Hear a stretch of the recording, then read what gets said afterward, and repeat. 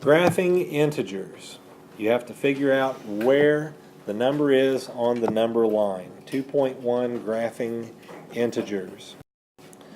Name the coordinate. So if I read off the letter, you should be able to tell me the number that is associated with that letter and point. So we'll start with Besco. What number is A? -1. -1, right. Cade, what number is B? 2. And Clark, what number is C? 3. And Ederling, what number is D? -4, that's right. In this case, you should be able to look at the numbers that are given to you, such as -2, 1, and 4, and point to the number line where they should be. So if I call on you, you have to go up to the screen and point to it. If you're not tall enough to reach the point on the screen where you're supposed to be pointing, then use the ruler and leave either your finger or the ruler tip at the point where it's supposed to be until I draw the point over it, and if it matches up, then you get the point. Alright, so Galleon, can you go up there and point out where -2 should be at? -2 on the number line. And -2 is, where's -2 on the number line? That's it. Okay, so she has it. And Kern C, can you go point out 1 on the number line? Make sure you leave your finger there until we put the dot over it. Yes, that matches up, so she has it. And Kearns J, can you point out 4 on the number line? That is right. That's the one. You have two different inequality signs that you can put in the blanks here. This is less than. And this one is greater than. If the point is going to the left, then it is less than. If the point is going to the right, then it is greater than. You must look at the two numbers and decide which sign you must put in between those two. -3 and 6. We'll go to Kid first. Kid, which sign should I put in there? Less than or greater than? Is -3 greater than +6? It should be less than, yes. Murphy, -4 and -5. What sign should go in there? Greater than is right. Murray, -7, -2. Which sign goes in? Less than is right. If you're ever in doubt about how to figure these out, then look at a number line. And like the last one, we had -2 and then -7. Which one is furthest to the right? -2 is furthest to the right. That means the mouth, which is this thing, the mouth of the inequality sign should be opening to the larger number. So if I open the mouth to the larger number, the sign that goes in is less than. -7 is less than -2. Wellman, what sign should go in the first problem? Less than is right. Besco, what about the second one? Greater than is right. Cade, what about the third one?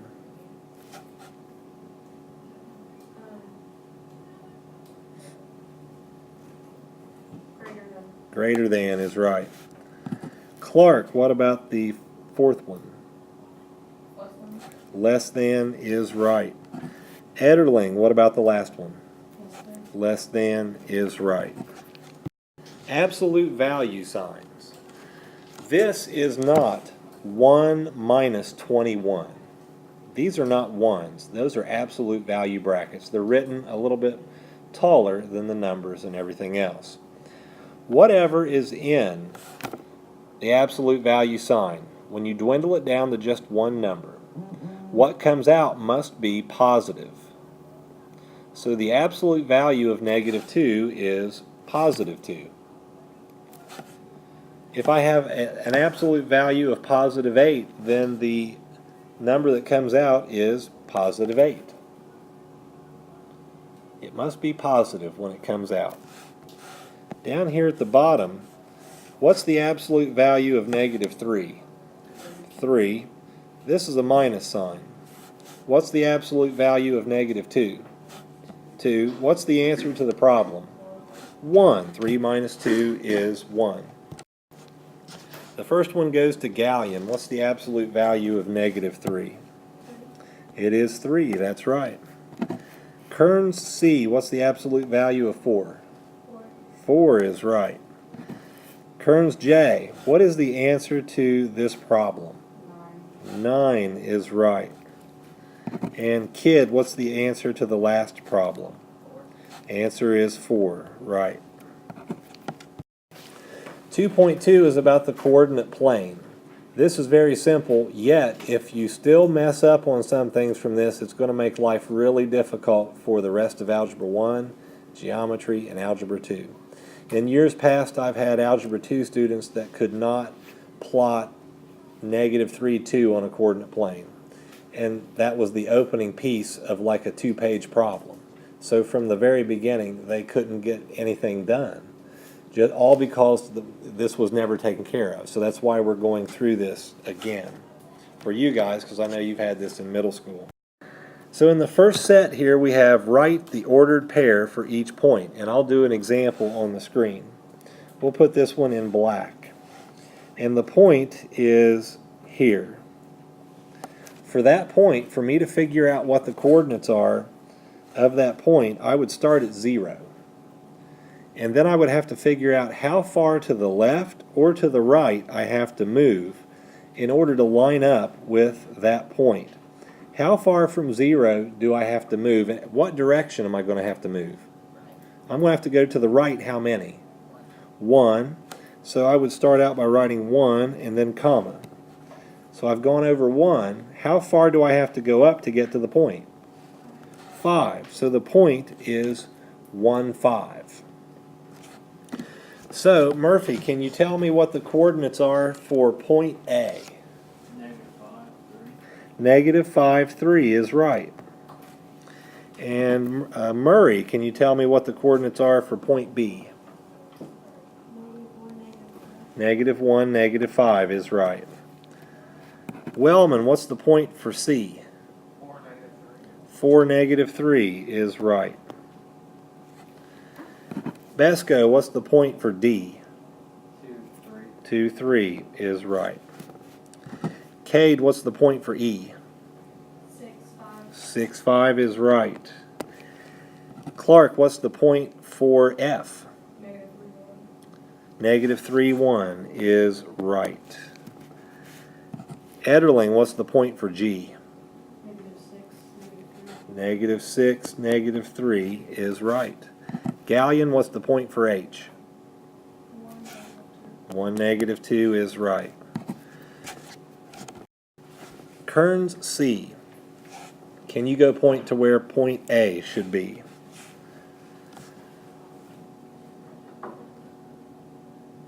And let's see if she's right. So leave it there, back 2 and up 4, and it matches up, yes.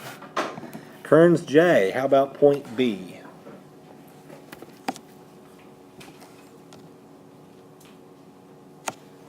Alright, let's see, 5, negative 2, does it match up? Yes. And that is B. C goes to Kidd. Point C. 0, negative 3. And yes, it matches up. That is point C. Murphy, we need point D. 6, 4. And let's see if it matches up. 6, 4. Oh. We got to go over 6. Oh, my fault. 6, 4 is actually right here. And that's point D, but yours was still over to the other side. You know what you did wrong? All right. And Murray, point E. Negative 5, negative 4.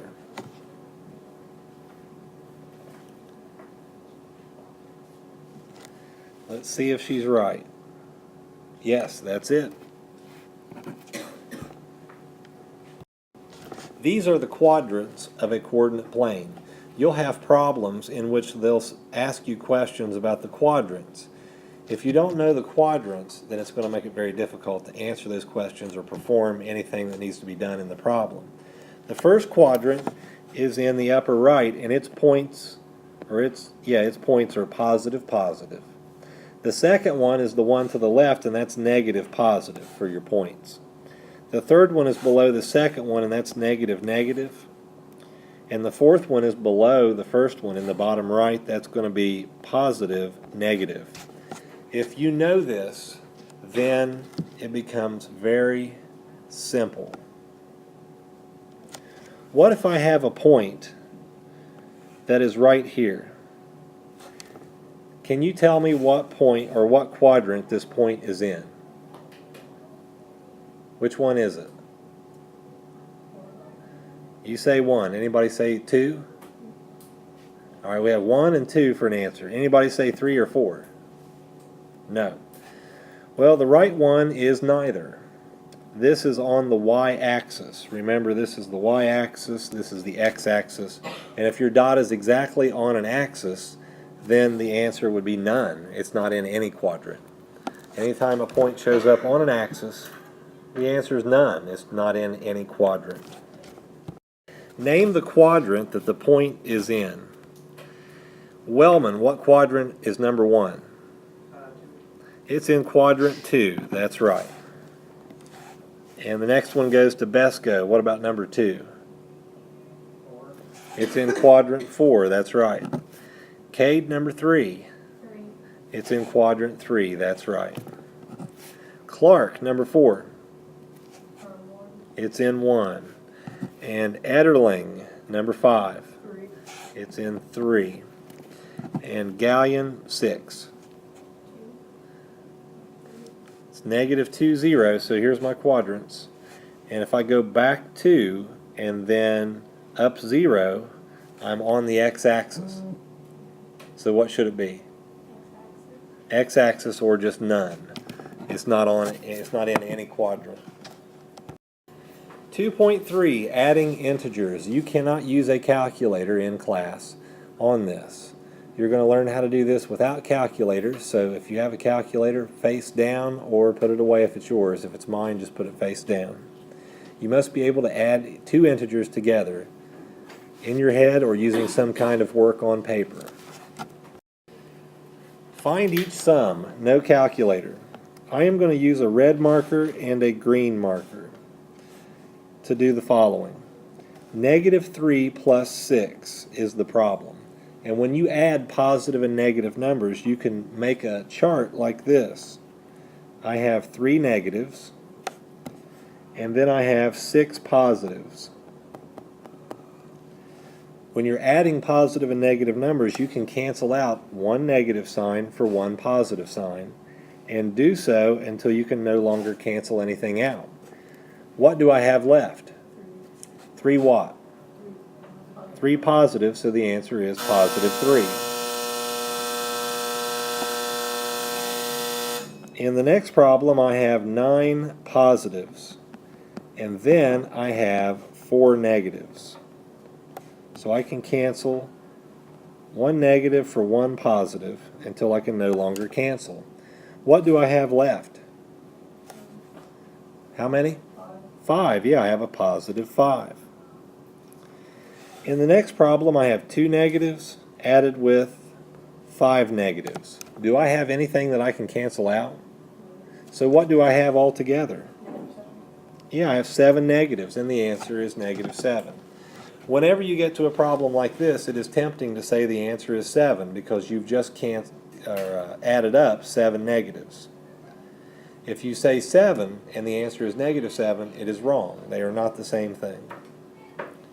Then the last problem down here, I have 3 negatives and then 9 positives. I will cancel out these 3 negatives with these 3 positives. What do I have left? 6. I have positive 6. For the first one, Kern C, what should be the answer? Negative 2 is right. Kearns J, what's the answer?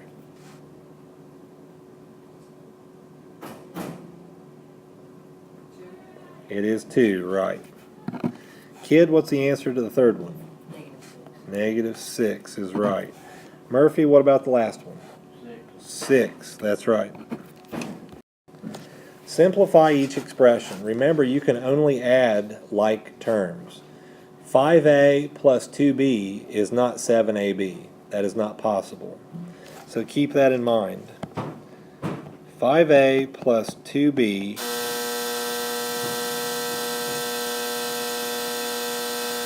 does not equal 7ab. That is not possible. But in the first problem, we have 5a plus a negative 2a. How many a's would I have? Yeah, 3a. In the second problem, negative 10x plus 6x. How many x's would I have? Negative 4 x's. And remember, when you answer a problem like this, if you just put negative 4, the answer would be wrong because you still have to put the x. Negative 7b plus a negative 2b. How many b's do I have? Negative 9b, right.